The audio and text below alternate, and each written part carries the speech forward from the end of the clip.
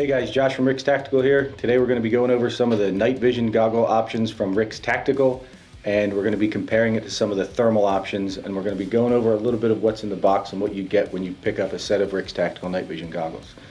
Let's get into it. So I'm going to open up a box of RNV 14s and we're going to show you what it looks like, what's included, and most importantly, every one of the night vision goggles that you get from Rick's Tactical is going to come with a spec sheet.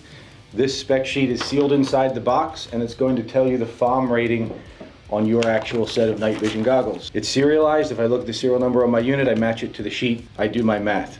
We're going to come in and multiply resolution, which in this case is 68, by the signal to noise ratio, which is 23.91. So if I multiply my resolution by my signal to noise ratio on this set of RNV 14s, I'm going to get a FOM rating of 1625.88.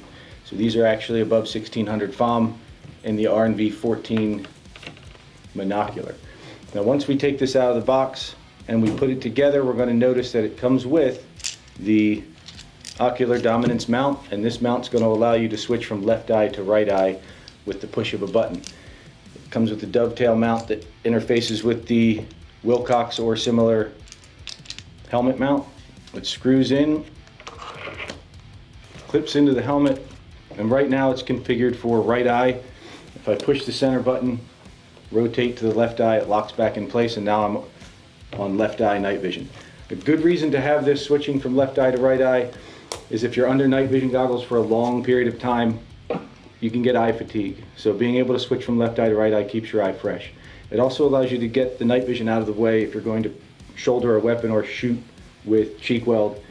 This can go out of the way and you can actually use your rifle mounted optic if it's a thermal from Rick's or whether it's a clip-on night vision or something else. There are uses for the binocular that you can't really get quite as good with binoculars. You can also run binoculars with a bridge and use night vision and thermal put together and have the best of both worlds. So one of the things we're going to notice about the RNV 14 is that we have two little windows in the front of the housing. One of them is a built-in IR illuminator, just in case you have zero illumination, such as inside of a building or inside of a cave or something like that. If there's no light to amplify, the night vision goggles aren't going to do anything. So this is going to give you your own onboard light source, so you're never in the dark. The other window is the bright source protection window that senses bright light sources and limits the power to protect the night vision tube. Every set of Rick's night vision goggles is going to have both of those features built into the bridge or onto the main housing. We have IR illuminator, bright source protection on every one of the Rick's Tactical units. So that's going to be a standard feature. Inside the box, your Rick's Tactical night vision goggles are going to be either in an SC31 or an SC14 soft case. This is a RNV 14, so it will have the SC14 case. Inside the case, you'll see night vision goggles or night vision binocular, depending on the case. Accessories are included in the top. What we're going to see in there are rubber eye cups, cleaning cloth, brackets for the clip-on thermals that you can add to the Rick's Tactical binoculars or night vision binocular goggles. If you pick up a set of RNV 31s or 31Ss, it will come with the SC31 storage case. It's the same as the SC14, it's just a little bigger to allow a little bit more storage for the larger goggles. Those are included, and you can pick up a spare if you lose or if you like it so much you want an extra one. These cases are sold separately on Rick's Tactical website under accessories. First, I'll talk about just exactly how these things mount onto your helmet. We're working with a Wilcox style Rhino mount with a G24 dovetail. That is going to be the interface with all Rick's Tactical night vision goggles. The RNV 14 binocular is going to have that ocular dominance mount that allow you to swing from left eye to right eye. Slide that into your mount, push the button in the front, rotates from left eye to right eye with the push of a button. Moving on to the next set, we have our first set of binoculars we're going to talk about today, the RNV 31S. These will just clip straight in. They have a feature that will shut off the tube as they articulate. There are magnets in the housing and the bridge, and when they separate too far from each other, it'll kill the power for tactical purposes, so you're not casting a light signature on your own face, and also to save batteries. There's another feature that will shut the unit off as it articulates up, so that you don't waste batteries or cast light signatures out. A good advantage of using binos instead of monos is that you get that depth perception that you miss out on with a monocular. So if you're going to be driving a vehicle or going dynamic on search warrants or something tactical, you're really going to want night vision binoculars over a monocular for most of those cases, whereas a monocular would be a better option for somebody who's on a long gun, like a sniper who has night vision in one eye and thermal on the gun that he needs to go back and forth between. So there's a purpose between each one. Next thing I'm going to talk about, the RENV-B. This is the RICS Enhanced Night Vision Binoculars. It is enhanced because this actually has thermal and night vision capability built in. So we're going to have dual tube white phos night vision goggles paired with a 640 core thermal image.